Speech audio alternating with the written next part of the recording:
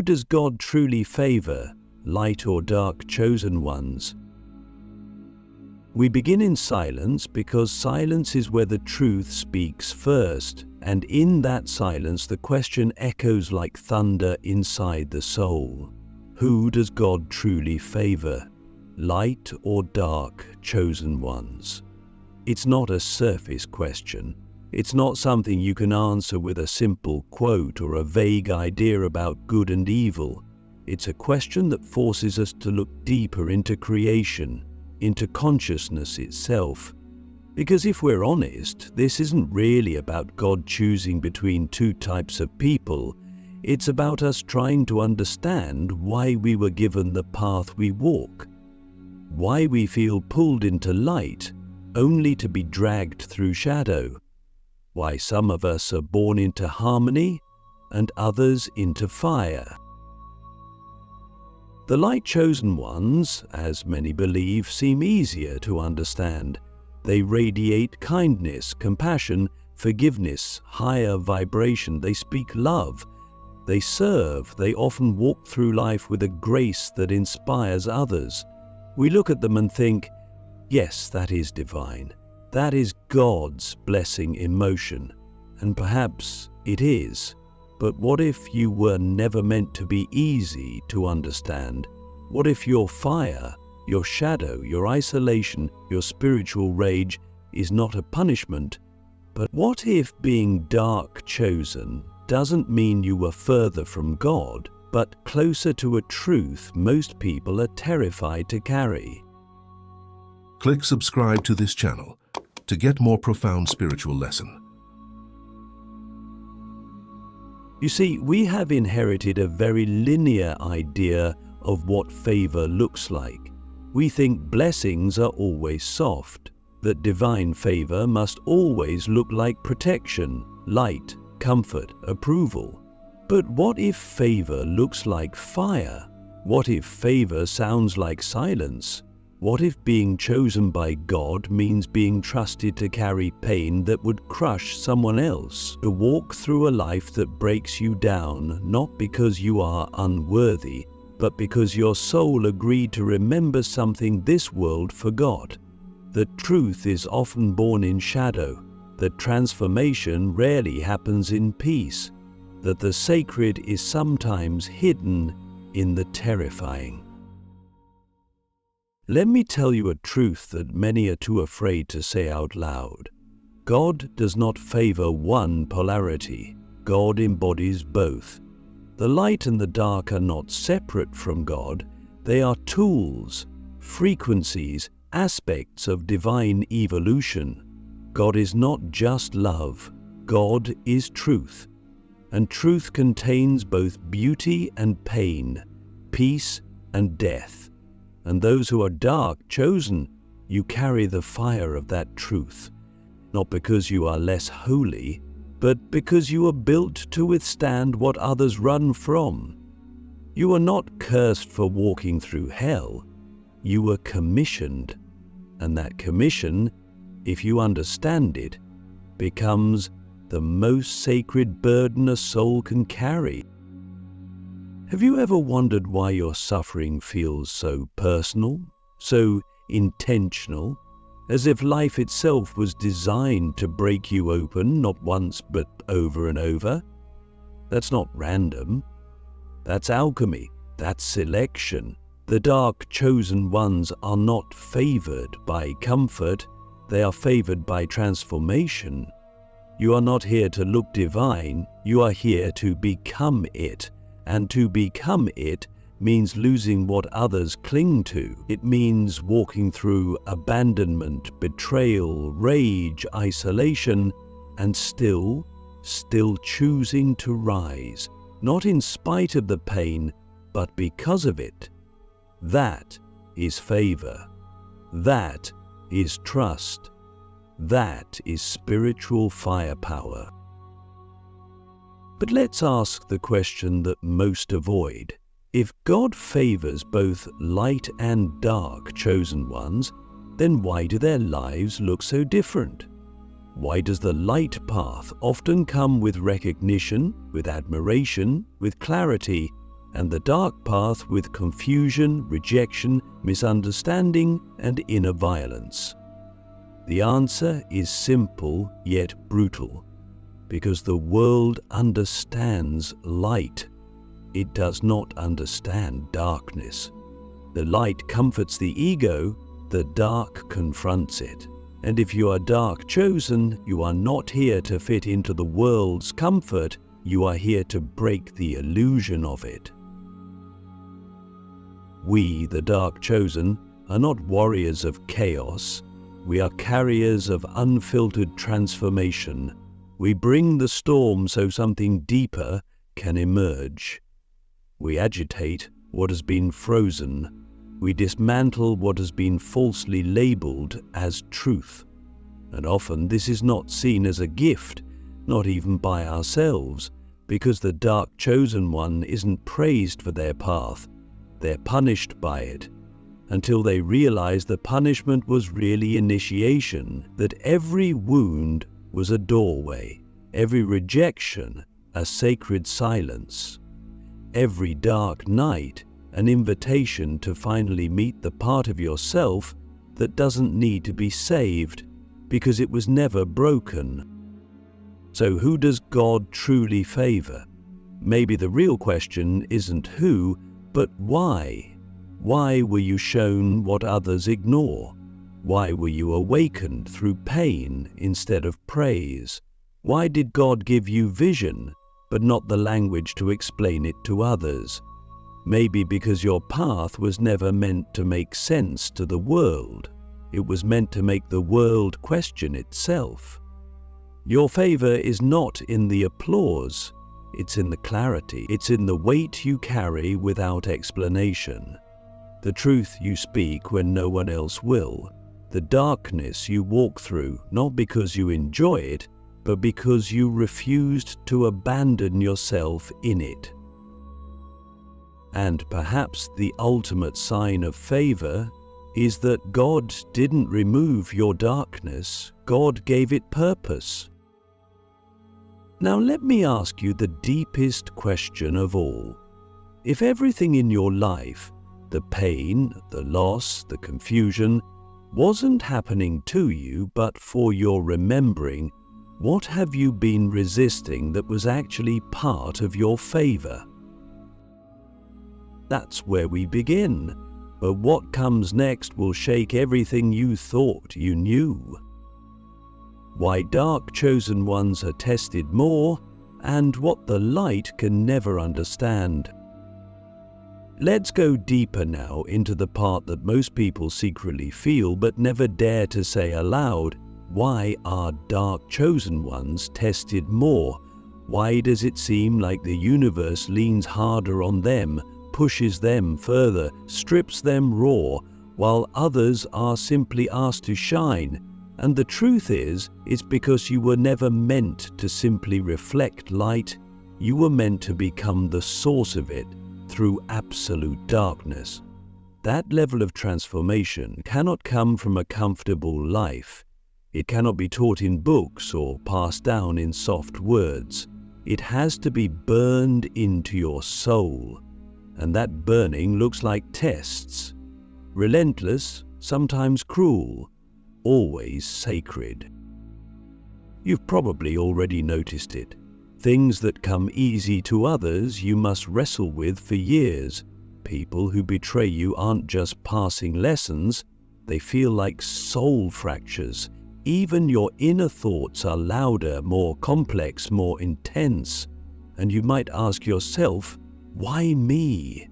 But the better question is, what strength in me is life trying to unlock? Because if we understand the nature of testing, we realize it's not punishment, it's preparation. Soldiers are not trained the same as civilians. Warriors are not given the same challenges as tourists. And dark chosen ones? You are not on a vacation here. You are on divine assignment. So what does the light never fully understand? That for us, even peace feels earned through fire. That we can love deeply only because we've been through hate, that we can offer healing only because we've been through destruction. We don't preach from mountaintops, we speak from the ashes. And that's the difference. The light, chosen ones often radiate from purity, from serenity, from a clarity of spirit that others aspire to. But we, the dark chosen, radiate from scars, from contradiction, from knowing both heaven and hell within the same breath. We are the ones who love without needing to be loved back, who walk into the storm not to survive, but to change its direction. Have you ever sat in a room full of people and felt like you were on another planet? Not because you're disconnected, but because you see too much, feel too much, sense the lie behind the smile, hear the wound beneath the compliment. That's not a flaw, that's favor. God gave you X-ray vision, but it came at a cost. You lost your ability to be blind like others, and with that loss came loneliness. With that gift came distance, and this is one of the deepest spiritual tests the dark chosen one faces.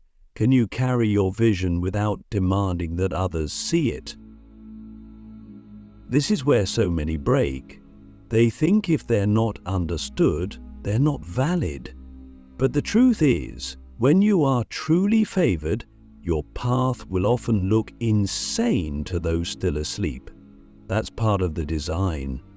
It isolates you, not to punish, but to deepen.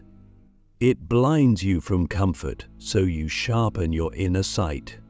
It blocks external validation, so that your soul finally starts to speak louder than your ego. That is sacred disorientation, and when you embrace it, the tests become initiations. Let me give you an example. A light-chosen one may feel a spiritual calling and be supported by their family, embraced by their community, welcomed into spaces that uplift them. But a dark-chosen one? We often feel that calling in the middle of betrayal, abandonment, illness, poverty, death. And still we rise. Still we find a way to remember why we're here. That's not weakness. That's spiritual muscle. That's divine pressure applied to a soul God knows won't collapse. Here's the irony. Some of the most powerful dark chosen ones don't even believe they're chosen because the pain felt too random, the setbacks too constant, the silence from the divine too long. But what if the silence was the message? What if the confusion was part of the rewiring? What if every time you were rejected, it was actually your higher self pulling you away from imitation and forcing you back into initiation? God doesn't waste pain, not even an ounce of it. And for the dark chosen ones, pain is the forge. You are not being broken, you are being revealed. Let me ask you this, when was the last time you thanked the test? Not just endured it, not just begged for it to end, but thanked it. Because the moment you do, it shifts.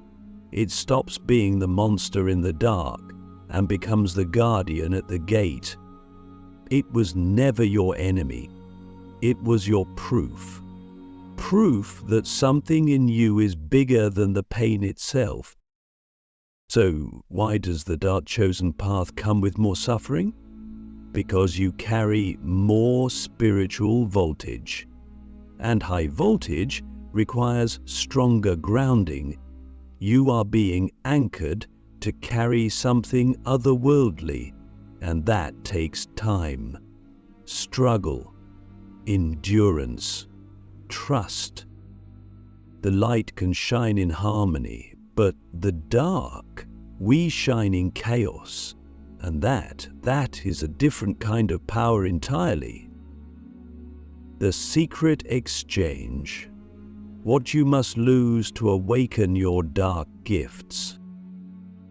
There's something sacred that happens when you begin to notice not just what you're gaining on your spiritual journey, but what you're losing. Most people talk about spiritual gain like it's about adding power, adding clarity, adding peace. But what if I told you that the most powerful phase of a dark chosen one's awakening begins with subtraction, with loss, with emptiness, with surrendering identities you were once proud of, relationships you once clung to, dreams that once made your heart race but now feel like cages?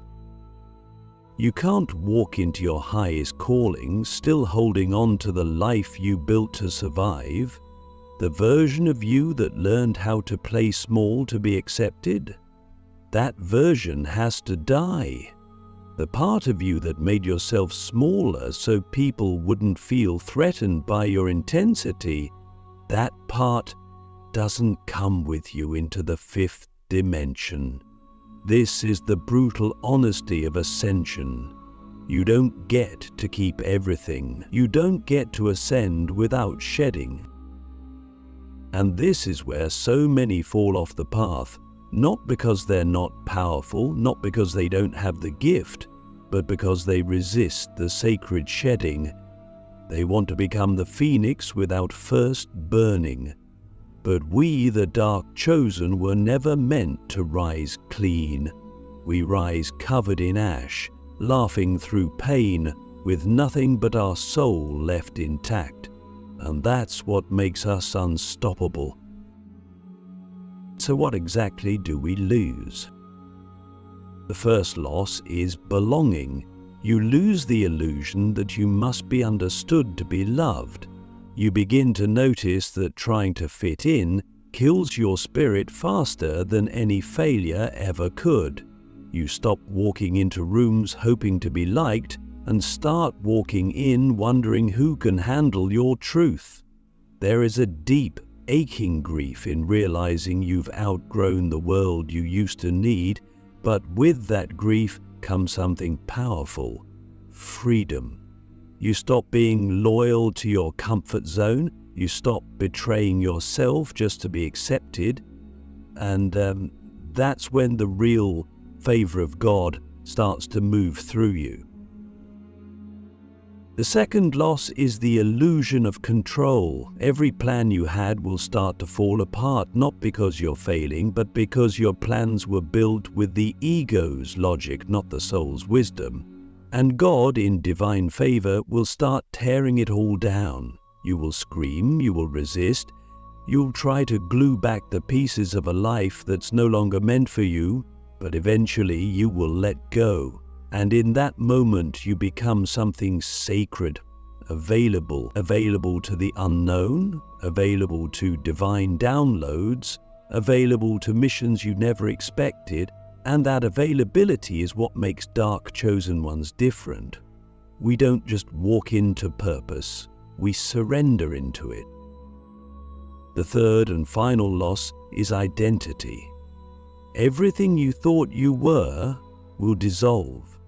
Your name, your role, your reputation, even your pain story, it all gets stripped. And for a moment, you feel like nothing.